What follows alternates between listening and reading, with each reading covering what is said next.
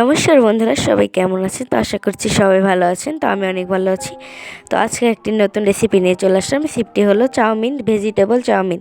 প্রথমে আমি রিফাইন তেল দিয়ে রসুন কুচি দিলাম, এরপর গাজর কুচি, পেঁয়াজ কুচি, রসুন একটু, আদা কুচি এবং একটু ঝাল কুচি করে ভেজে নেব ভালোভাবে।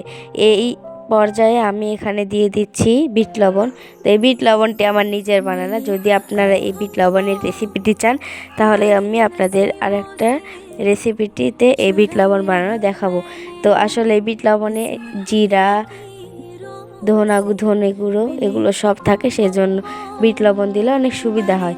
এবং চাউমিনের ক্ষেত্রে কিন্তু সস দেওয়াটা অনেক জরুরি। সস না দিলে কিন্তু আসলে চাউমিনটা খেতে ভালো লাগবে না। এটা কিন্তু আমি ঘরোয়া পদ্ধতিতে রেস্টুরেন্টের মতো একটা চাউমিন বানিয়ে আপনাদের দেখাচ্ছি। তো এখানে আমি ক্যাপসিকামও দিয়েছিলাম। এই যে দেখুন, অনেক সুন্দর হয়ে এসেছে সবজিগুলো। এ পর্যায়ে আমি এখানে সিদ্ধ করে রাখা চাউমিনগুলো দিয়ে দেবো। চাউমিন সিদ্ধ করাটা আপনাদের দেখাতে হবে না, এটা আপনারাই পারবেন। এখানে রিফাইন তেল দিয়ে একটু পানি দিয়ে এটা আমি সিদ্ধ করে নিয়েছি। এই যে দেখুন, আমার চাউমিনগুলো হয়ে গেছে। তো চাউমিন কেমন হয়েছে সবাই কমেন্ট করে জানাবেন। আজ এই পর্যন্তই, ধন্যবাদ।